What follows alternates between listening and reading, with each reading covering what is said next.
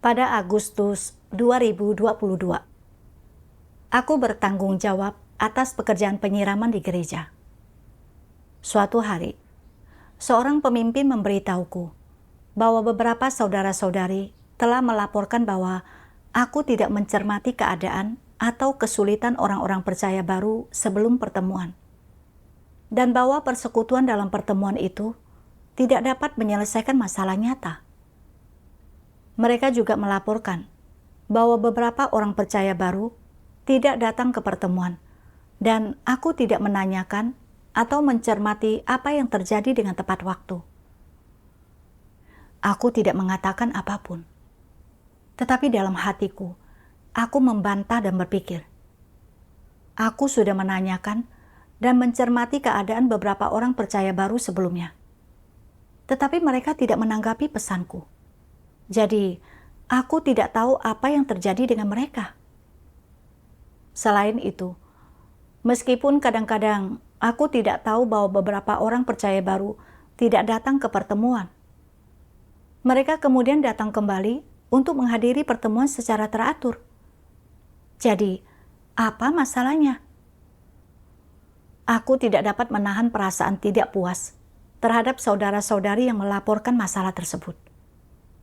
Aku berpikir, sebelum melaporkan masalah-masalah ini, kau bisa saja berbicara denganku terlebih dahulu dan menanyakan situasi serta konteksnya kepadaku. Jika aku tidak menerimanya, barulah kau bisa melapor kepada pemimpin. Sekarang, kau langsung melapor kepada pemimpin tanpa mengatakan apa-apa. Bagaimana pandangan pemimpin terhadapku? Tidakkah dia akan berpikir bahwa aku tidak menerima saran atau kebenaran? Pikiran-pikiran ini membuatku frustasi. Meskipun aku tahu bahwa saran dari saudara-saudari membantu bagi tugas-tugasku, dan bahwa aku seharusnya terlebih dahulu menerimanya, merenungkan, dan mengenal diriku sendiri, serta tidak membantah atau membenarkan diriku. Ketika aku memikirkan bagaimana harga diri dan statusku akan rusak, aku merasa enggan menghadapi situasi tersebut.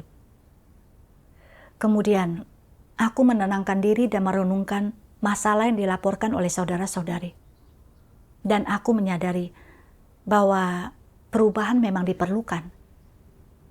Jadi, aku mengirim pesan di grup, meminta semua orang untuk menunjukkan masalah apapun yang mereka perhatikan dariku.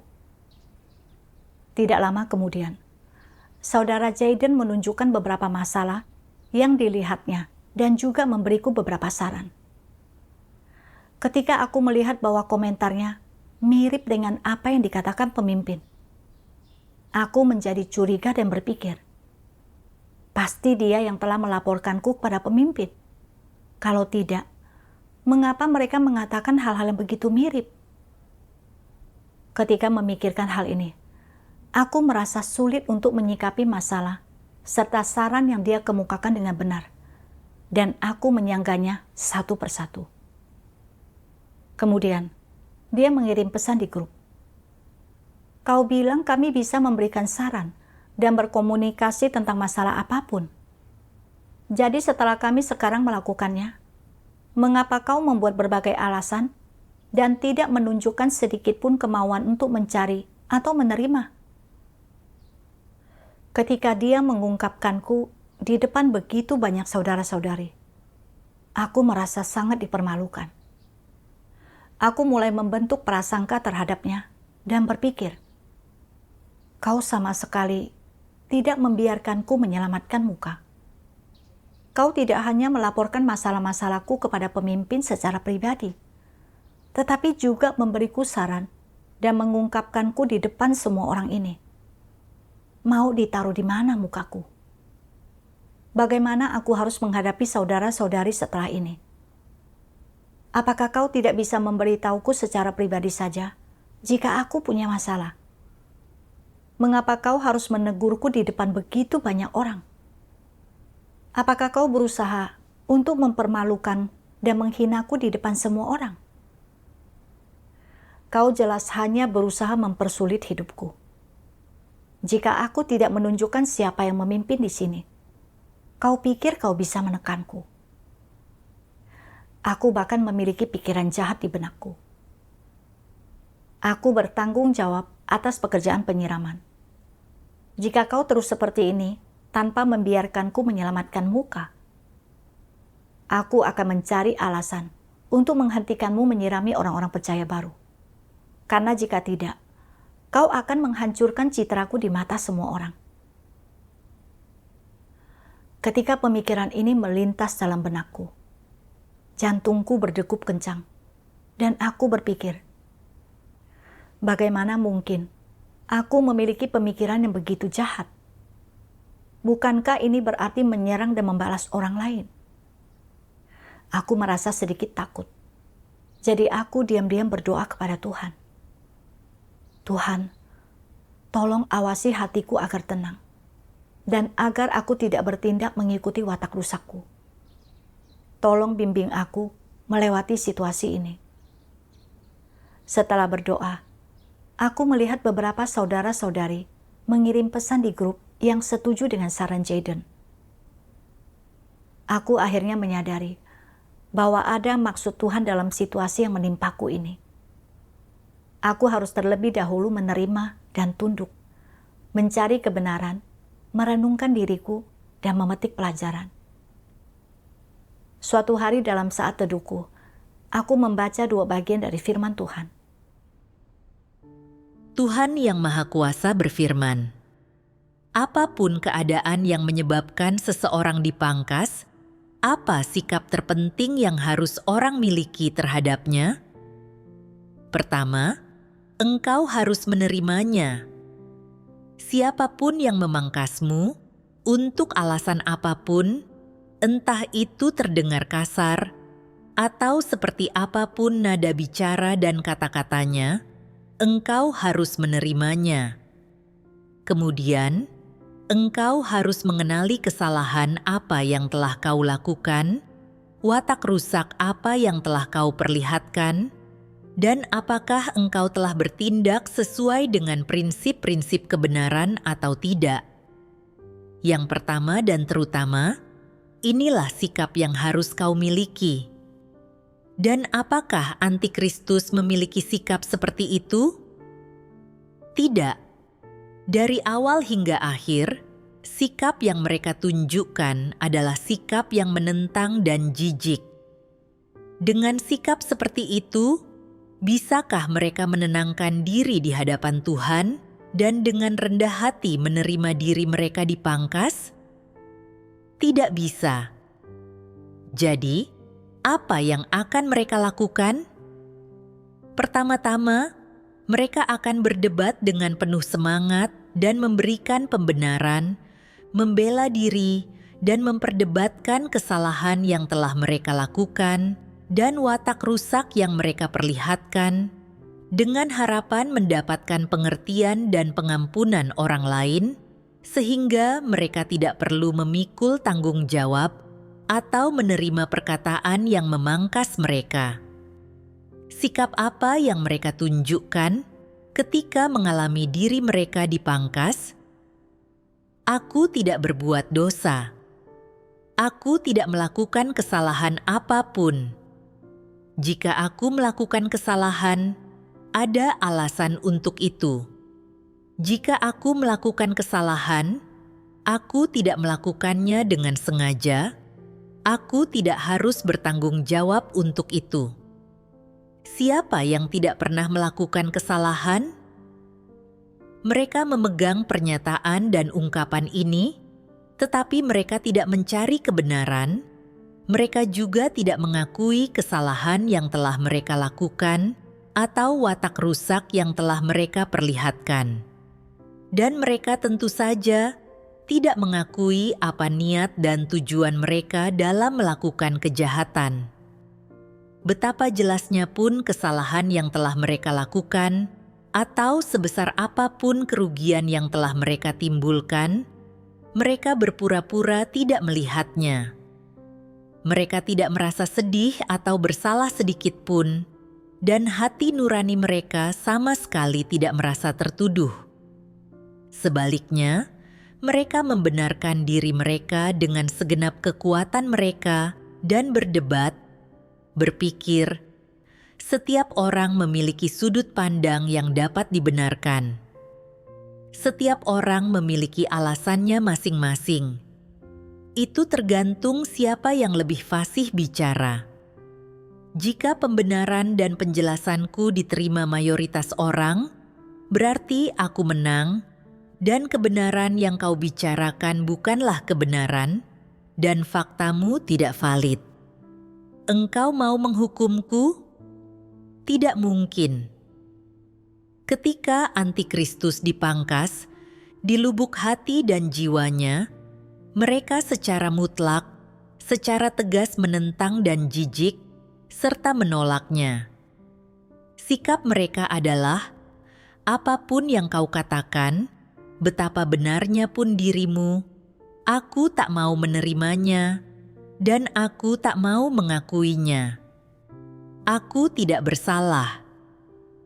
Bagaimanapun fakta memperlihatkan watak rusak mereka tidak mengakui atau menerimanya, melainkan terus saja bersikap membangkang dan menentang. Apapun yang orang lain katakan, mereka tidak menerima atau mengakuinya, tetapi malah berpikir, mari kita lihat siapa yang bisa mengalahkan siapa dalam berbicara. Mari kita lihat siapa yang berbicara dengan lebih baik. Inilah salah satu sikap Antikristus ketika memperlakukan pemangkasan. Sikap Antikristus terhadap pemangkasan, berbagai perwujudannya, serta pemikiran, pandangan, ide, dan sebagainya yang muncul dari situasi tersebut sangat berbeda dari orang pada umumnya. Ketika Antikristus dipangkas, hal pertama yang mereka lakukan adalah menentang dan menolaknya di lubuk hati mereka. Mereka melawannya. Dan mengapa mereka melakukannya? Ini karena berdasarkan esensi natur mereka, Antikristus muak akan kebenaran dan membencinya, dan mereka sama sekali tidak menerima kebenaran. Dengan memikirkan firman Tuhan, aku akhirnya menyadari bahwa ketika seseorang yang mengejar kebenaran dipangkas, seperti apapun sikap atau nada bicara orang yang memangkasnya, atau dalam situasi dan konteks apapun pemangkasan itu terjadi, mereka bisa menerimanya terlebih dahulu, merenungkan di mana dia telah melanggar prinsip dan watak rusak apa yang telah diperlihatkannya, serta mencari kebenaran untuk menyelesaikannya. Namun, esensi Antikristus adalah muak dan benci pada kebenaran. Dan ketika mereka dipangkas serta diberi bimbingan oleh orang lain, mereka akan condong untuk menentang dan menolak hal-hal ini. Bahkan jika masalah mereka sudah jelas dan telah menyebabkan kerugian dalam pekerjaan, mereka tetap tidak mengakui bahwa mereka salah dan mencari segala macam alasan serta dalih untuk membela diri dan membenarkan dirinya. Ketika merenungkan sikap dan perilakuku saat dipangkas, aku menyadari bahwa watak yang telah kuperlihatkan sebenarnya sama seperti watak Antikristus. Ketika saudara-saudari menawarkan saran kepadaku, aku tidak langsung menerimanya, merenungkan, dan meninjau masalah serta penyimpanganku. Sebaliknya, aku merasa menentang dan tidak senang, dan mencari segala macam alasan serta dalih untuk membantah dan membenarkan diriku. Dalam hal ini, aku sama sekali tidak menerima kebenaran, dan justru muak akan kebenaran. Sebenarnya, setelah mempertimbangkan dan merenung dengan saksama, aku melihat bahwa masalah yang diangkat oleh saudara-saudari memang semuanya adalah fakta. Apapun alasannya, jika orang percaya baru tidak disirami dengan baik, itu berarti aku tidak bertanggung jawab dalam tugasku. Selain itu, ketika saudara-saudari melaporkan bahwa aku tidak segera menanyakan atau mencermati alasan orang percaya baru tidak menghadiri pertemuan. Aku malah membuat alasan. Berpikir bahwa mereka hanya sesekali tidak datang dan akan kembali menghadiri pertemuan dengan teratur nantinya. Jadi, ini bukan masalah besar. Kenyataannya, sebagai seorang penyiram, aku bahkan tidak mengetahui bahwa orang percaya baru tidak datang ke pertemuan. Dan aku tidak menindaklanjuti atau memeriksa hal itu dengan segera. Hal itu sendiri merupakan kelalaian dan menunjukkan bahwa aku bersikap asal-asalan. Meskipun demikian, aku menyangkal dan membantah masalah serta saran yang disampaikan oleh saudara-saudari dengan berbagai alasan. Sementara dari luar mungkin tidak tampak seperti masalah besar. Hal ini berkaitan dengan sikapku terhadap tugasku, serta menyingkapkan sikapku terhadap kebenaran dan Tuhan. Baru setelah aku merenungkan hal ini, aku menyadari betapa seriusnya natur dari masalah ini.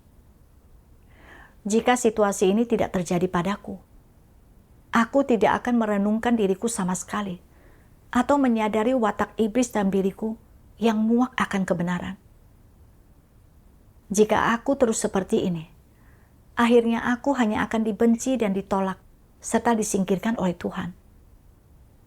Saat aku merenung, aku membaca lebih banyak firman Tuhan. Tuhan Yang Maha Kuasa berfirman, bagi para antikristus, dipangkas adalah hal yang tak mampu mereka terima. Dan ada alasan mengapa mereka tak mampu menerimanya. Alasan utamanya adalah ketika mereka dipangkas, mereka merasa telah kehilangan muka, merasa telah kehilangan reputasi, status dan martabat mereka, merasa telah dibuat tak dapat lagi mengangkat kepala mereka di hadapan orang-orang. Hal-hal ini memengaruhi hati mereka, jadi mereka merasa sulit untuk menerima diri mereka dipangkas, dan mereka merasa siapapun yang memangkas mereka telah menargetkan mereka dan menjadi musuh mereka. Inilah mentalitas para antikristus ketika mereka dipangkas. Tentang hal ini, engkau bisa yakin. Para antikristus sangat mencintai reputasi dan status. Reputasi dan status adalah sumber kehidupan mereka. Mereka merasa hidup tidak ada artinya tanpa reputasi dan status, dan mereka tidak bersemangat untuk melakukan apapun tanpa reputasi dan status. Bagi para antikristus, baik reputasi maupun status berkaitan erat dengan kepentingan pribadi mereka. Kedua hal tersebut adalah kelemahan utama mereka. Itulah sebabnya segala sesuatu yang dilakukan para antikristus berkisar pada status dan reputasi. Jika bukan karena hal-hal ini, mereka mungkin tidak melakukan pekerjaan apapun. Tidak soal apakah para antikristus memiliki status atau tidak, tujuan yang mereka perjuangkan, arah yang mereka perjuangkan adalah menuju kedua hal ini, yaitu reputasi dan status. Ketika mereka membayar harga, lihatlah alasan mereka membayar harga. Ketika mereka dengan bergairah memperdebatkan suatu masalah, lihatlah alasan mereka memperdebatkannya. Saat mereka berdiskusi atau mengutuk seseorang, lihatlah apa maksud dan tujuan mereka. Ketika mereka kesal atau marah terhadap sesuatu, lihatlah watak apa yang mereka singkapkan.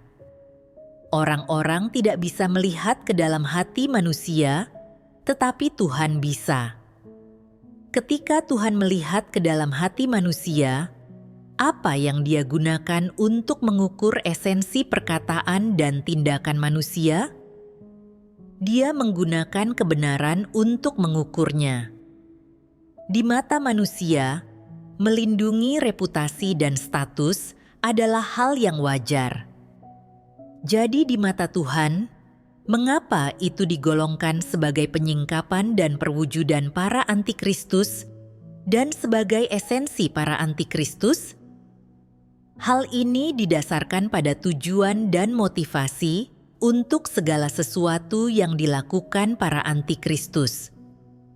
Tuhan memeriksa tujuan dan motivasi dari tindakan mereka, dan pada akhirnya menentukan bahwa semua yang mereka lakukan adalah demi reputasi dan status mereka sendiri, bukan demi melaksanakan tugas mereka, apalagi demi menerapkan kebenaran dan tunduk kepada Tuhan.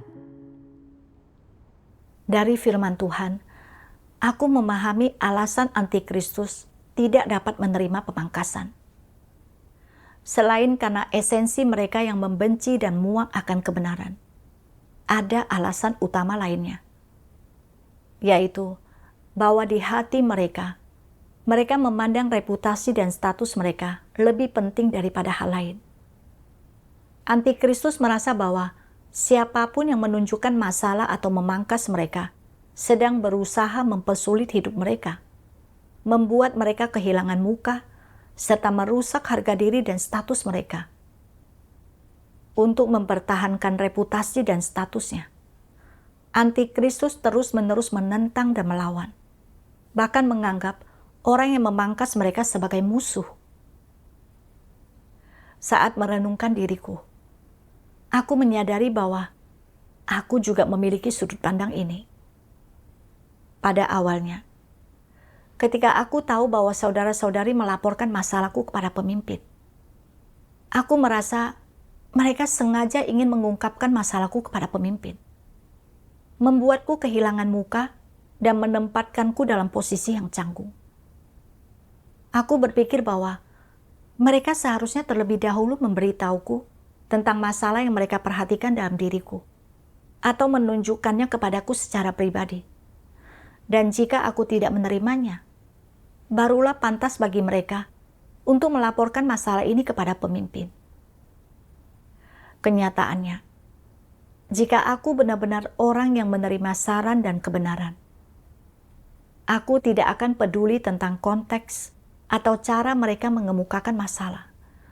Sebaliknya, aku akan peduli masalah apa yang telah dikemukakan dan bagaimana aku seharusnya berubah serta memperbaiki diri. Alasanku memiliki pemikiran seperti itu adalah karena aku ingin melindungi reputasi dan statusku, serta mempertahankan kesan baik di mata pemimpin.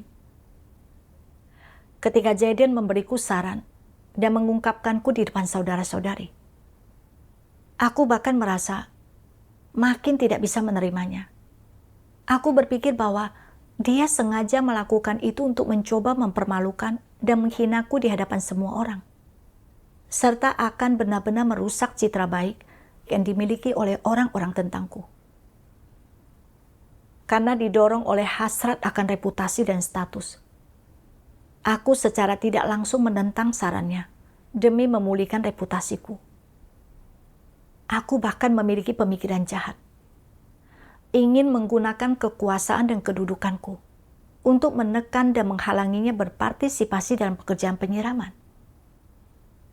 Aku menyadari bahwa aku memang terlalu mementingkan reputasi dan status, bahwa dasar di balik semua perkataan dan tindakanku adalah untuk melindungi harga diri dan statusku, dan bahwa aku bahkan ingin menekan orang lain. Aku menyadari bahwa mengejar reputasi dan status benar-benar bukan jalan yang benar dan hanya akan membuatku menentang Tuhan. Kemudian, aku merenungkan watak rusak apa yang kuperlihatkan melalui pemikiran jahatku. Dan aku membaca satu bagian dari firman Tuhan yang membuatku sangat tersentuh. Tuhan yang Maha Kuasa berfirman, "Serangan dan pembalasan dendam adalah sejenis tindakan dan perwujudan yang berasal dari natur iblis yang berniat jahat. Ini juga semacam watak yang rusak. Orang-orang berpikir seperti ini, jika kau bersikap jahat kepadaku, aku akan berbuat jahat kepadamu. Jika engkau tidak memperlakukanku dengan bermartabat, mengapa aku harus memperlakukanmu dengan bermartabat? Pemikiran macam apa ini? Bukankah ini cara berpikir untuk membalas dendam? Dalam pandangan orang biasa, bukankah sudut pandang seperti ini benar? Apakah sudut pandang ini tidak berdasar? Aku tidak akan menyerang kecuali aku diserang. Jika aku diserang, aku pasti akan menyerang balik. Dan kuperlakukan orang lain sama seperti cara mereka memperlakukanku. Orang-orang tidak percaya sering mengatakan hal-hal seperti itu. Di antaranya, ini adalah alasan yang tampaknya masuk akal dan sepenuhnya sesuai dengan gagasan manusia. Namun, bagaimana seharusnya mereka yang percaya kepada Tuhan dan mengejar kebenaran memandang perkataan ini? Apakah gagasan-gagasan ini benar? Tidak. Mengapa tidak benar? Bagaimana gagasan-gagasan itu harus dibedakan? Berasal dari manakah gagasan-gagasan ini? Gagasan ini berasal dari iblis. Ini tidak diragukan lagi. Berasal dari watak iblis yang manakah hal-hal ini? Semua ini berasal dari natur iblis yang berniat jahat. Semua ini mengandung racun, dan semua ini mengandung wajah iblis yang sebenarnya dalam segala niat jahat dan keburukannya. Semua ini mengandung esensi natur seperti itu. Apa natur dari sudut pandang, pemikiran, perwujudan, ucapan, dan bahkan tindakan yang mengandung esensi natur seperti itu? Tanpa diragukan lagi, itu adalah watak rusak manusia. Itu adalah watak iblis. Apakah hal-hal dari iblis ini sejalan dengan firman Tuhan? Apakah sejalan dengan kebenaran? Apakah aspek-aspek ini memiliki dasar dalam firman Tuhan? Apakah semua itu adalah tindakan yang seharusnya dilakukan para pengikut Tuhan dan merupakan pemikiran serta sudut pandang yang seharusnya mereka miliki? Apakah pemikiran dan tindakan ini sejalan dengan kebenaran? Tidak. Dari firman Tuhan, aku menyadari bahwa pikiranku untuk menyerang dan membalas dendam didorong oleh racun-racun iblis seperti, aku tidak akan menyerang kecuali aku diserang. Jika aku diserang, aku pasti akan menyerang balik. Dan kuperlakukan dirimu sama seperti caramu memperlakukanku. Aku berpikir bahwa ketika Jaden mengungkapkan masalahku di depan saudara-saudari, aku jadi tidak bisa menyelamatkan mukaku. Dan dia tidak baik kepadaku, yang berarti aku boleh bersikap tidak baik kepadanya. Aku bahkan merasa, jika aku tidak menunjukkan bahwa akulah bosnya, dia akan merasa bisa menekanku. Jadi aku berpikir bahwa di masa mendatang, aku tidak akan membiarkannya berpartisipasi dalam pekerjaan penyiraman. Lalu, kita lihat bagaimana dia akan memangkasku. Di titik ini, ketika aku merenungkan pemikiran dan maksudku ini, aku menyadari bahwa aku memang jahat dan menyeramkan. Ketika Jaden melaporkan masalahku kepada pemimpin, hal itu menunjukkan bahwa dia memiliki rasa tanggung jawab terhadap pekerjaan dan sedang melindungi pekerjaan gereja.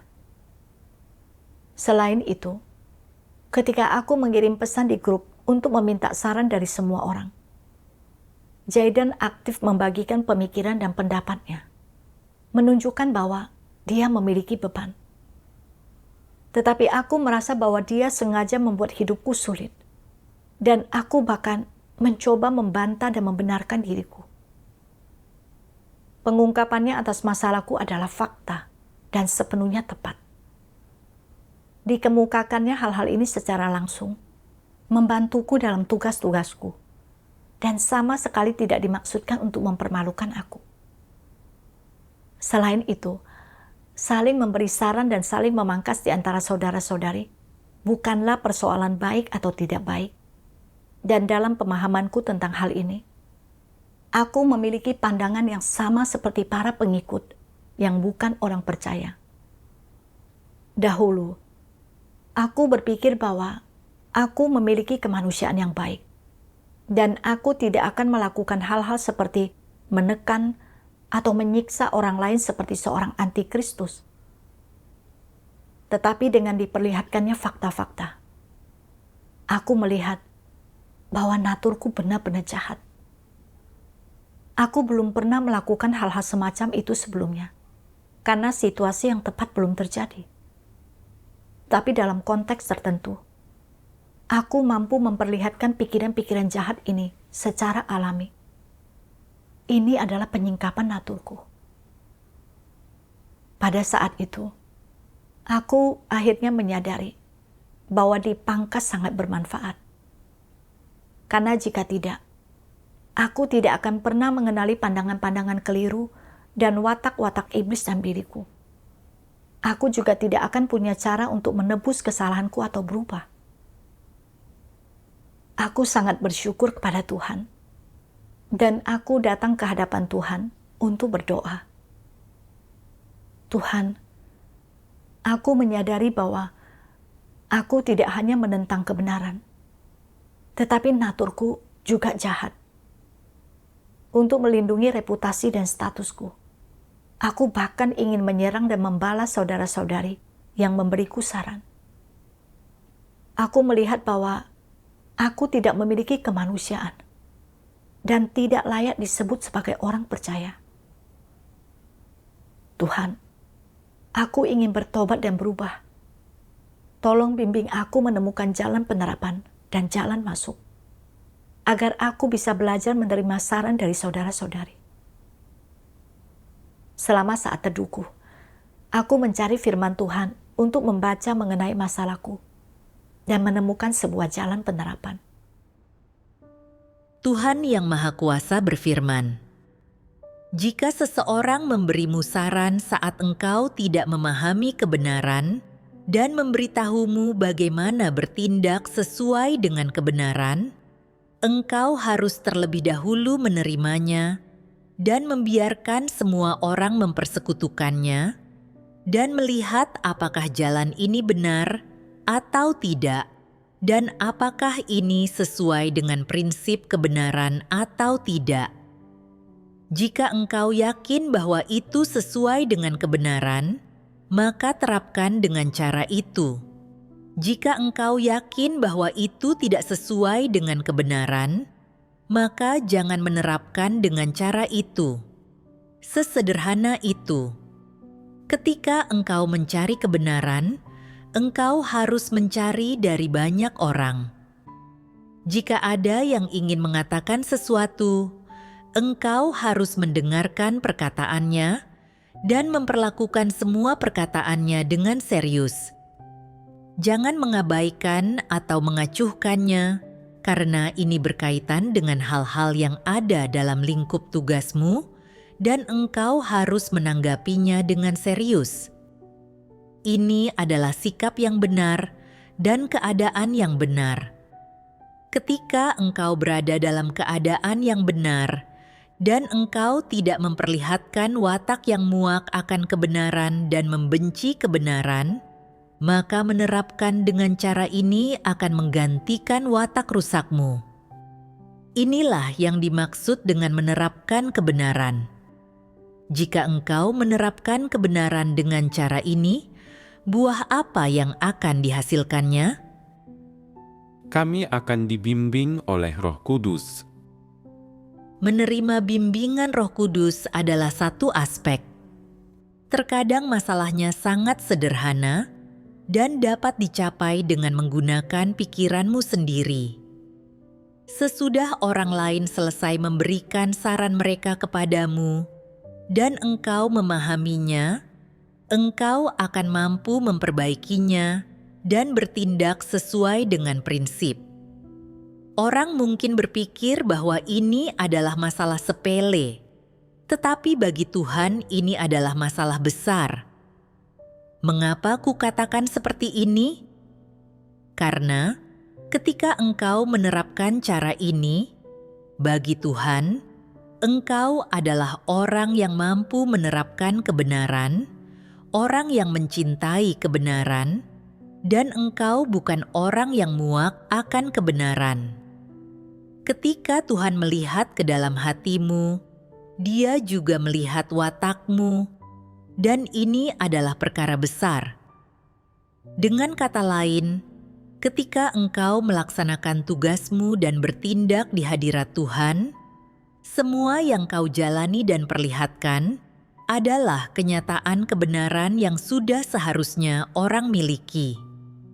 Sikap, pemikiran, dan keadaan yang kau miliki dalam segala hal yang engkau lakukan adalah hal terpenting bagi Tuhan, dan itulah yang Tuhan periksa.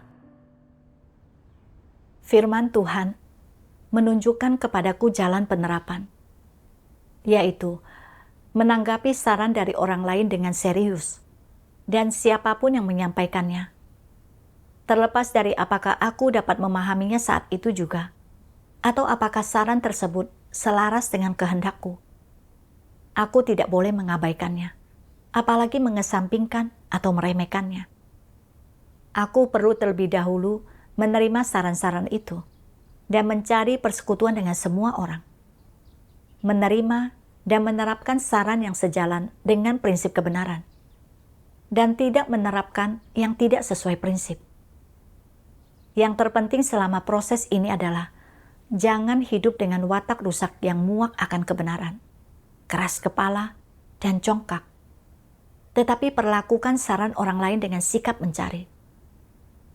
Kemudian, aku berdiskusi dengan rekan-rekanku tentang beberapa masalah dan saran yang telah dikemukakan oleh saudara-saudari untuk diselesaikan satu persatu. Setelah menerapkan hal ini, hasil pekerjaan penyiraman jauh lebih baik daripada sebelumnya. Dan aku mendapati bahwa prasangka yang kumiliki terhadap Jaden sudah hilang. Aku sangat bersyukur kepada Tuhan. Kemudian, aku bertanya pada diriku sendiri, sikap seperti apa yang seharusnya kumiliki terhadap saudara-saudari yang menunjukkan masalahku?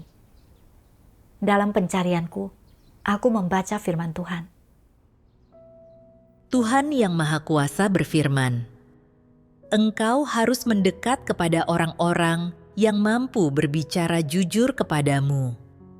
Memiliki orang-orang seperti ini di sisimu sangat menguntungkan dirimu. Apalagi jika orang-orang baik di sekitarmu itu adalah orang-orang yang ketika mendapati adanya masalah dengan dirimu, berani menegurmu dan menyingkapkan dirimu, itu dapat mencegahmu tersesat. Mereka tidak peduli apa statusmu, dan pada saat mereka mendapatimu telah melakukan sesuatu yang bertentangan dengan prinsip-prinsip kebenaran, mereka akan menegur dan menyingkapkanmu jika perlu. Hanya orang-orang seperti inilah yang merupakan orang yang jujur, orang yang memiliki rasa keadilan. Tidak soal bagaimana cara mereka menyingkapkan dan menegurmu, semuanya itu bermanfaat bagimu, dan semuanya itu adalah untuk mengawasimu dan mendorongmu untuk maju. Engkau harus mendekat kepada orang-orang seperti itu. Dengan adanya orang-orang seperti itu di sisimu untuk menolongmu, engkau akan lebih aman. Ini berarti engkau memiliki perlindungan Tuhan. Selalu dikelilingi orang-orang yang memahami kebenaran dan menjunjung tinggi prinsip untuk mengawasimu, sangatlah bermanfaat dalam melaksanakan tugas dan pekerjaan dengan baik. Jangan pernah sekalipun membiarkan orang-orang licik, suka menipu, yang menjilat, dan menyanjungmu menjadi asistenmu. Adanya orang seperti ini di dekatmu, ibarat lalat bau yang menempel di tubuh, engkau akan terpapar begitu banyak bakteri dan virus. Orang-orang semacam itu cenderung mengganggu dan memengaruhi pekerjaanmu. Mereka bisa menyebabkanmu jatuh ke dalam godaan dan tersesat, dan dapat mendatangkan bencana dan malapetaka bagimu. Engkau harus menjauhi mereka, makin jauh makin baik, dan jika engkau bisa mengenali bahwa mereka memiliki esensi pengikut yang bukan orang percaya dan mengeluarkannya dari gereja, itu akan lebih baik lagi. Apa yang harus engkau lakukan jika engkau ingin menjauhkan dirimu dari jalan antikristus? Engkau harus berinisiatif untuk mendekatkan dirimu kepada orang-orang yang mencintai kebenaran, orang-orang yang jujur, mendekat kepada orang-orang yang bisa menunjukkan masalahmu, yang mampu berbicara jujur dan menegurmu ketika mereka menemukan masalahmu, dan terutama orang-orang yang mampu memangkasmu ketika menemukan masalahmu. Orang-orang inilah yang paling bermanfaat bagimu, dan engkau harus menghargai mereka. Jika engkau mengucilkan dan menyingkirkan orang-orang baik tersebut, engkau akan kehilangan perlindungan Tuhan, dan bencana akan secara berangsur menimpamu. Jika engkau mendekat kepada orang-orang yang baik dan orang-orang yang memahami kebenaran, engkau akan memiliki damai dan sukacita, dan engkau akan mampu menjauhkan dirimu dari bencana. Jika engkau mendekat kepada orang-orang keji, orang-orang yang tidak tahu malu, dan orang-orang yang menjilatmu, engkau akan berada dalam bahaya. Engkau bukan saja akan dengan mudah ditipu dan dikelabui, tetapi bencana dapat menimpamu setiap saat. Engkau harus tahu tipe orang seperti apa yang paling bermanfaat bagimu, yaitu mereka yang bisa memperingatkanmu ketika melakukan kesalahan atau ketika engkau meninggikan dan memberi kesaksian tentang dirimu sendiri serta menyesatkan orang lain. Itulah yang paling bermanfaat bagimu. Mendekati orang-orang seperti itu adalah jalan yang benar untuk ditempuh. Dari firman Tuhan, aku memahami bahwa untuk melaksanakan tugasku dengan baik, aku perlu secara aktif mendekati orang-orang yang berani mengatakan kebenaran dan memiliki rasa keadilan. Karena mereka tidak mempertimbangkan status, kekuasaan, atau perasaan antar pribadi. Mereka mengatakan apa yang mereka lihat dan mengungkapkan atau memangkas orang lain ketika diperlukan. Dengan orang-orang seperti itu di sekitarku, aku tidak hanya dapat diawasi atau diingatkan oleh mereka saat melaksanakan tugasku, tetapi watak rusakku juga dikekang. Aku memiliki watak congkak dan selalu melakukan segala sesuatu menurut caraku sendiri. Aku selalu berpikir bahwa aku benar dan tidak berfokus untuk mencari prinsip-prinsip. Dengan adanya saudara-saudari seperti itu di sekitarku, mereka dapat mengoreksi dan mengungkapkanku ketika aku bertindak bertentangan dengan prinsip, memotivasiku untuk merenung dan mencari kebenaran. Hal ini juga akan membantuku untuk menghindari berbuat salah dan melangkah di jalan yang salah, serta untuk melihat naturku sendiri dengan lebih jelas. Hal ini akan membantuku melaksanakan tugasku dengan lebih baik. Sama seperti Jaden, yang mampu melindungi pekerjaan gereja dan menyampaikan serta menunjukkan setiap masalah yang dilihatnya secara langsung. Meskipun apa yang dikatakannya terkadang membuatku malu, hal itu membantuku dalam tugasku. Aku harus lebih banyak berinteraksi dengan orang-orang seperti itu dan membiarkan mereka lebih mengawasi serta mengingatkanku. Kini, setelah kupikirkan kembali, aku menyadari bahwa situasi yang Tuhan atur ini sungguh luar biasa. dengan menerima saran dan pemangkasan dari saudara-saudari. Aku tidak hanya berhasil memperbaiki beberapa penyimpangan dalam tugasku, tetapi juga memperoleh pemahaman tentang watak rusakku. Aku dengan tulus bersyukur kepada Tuhan.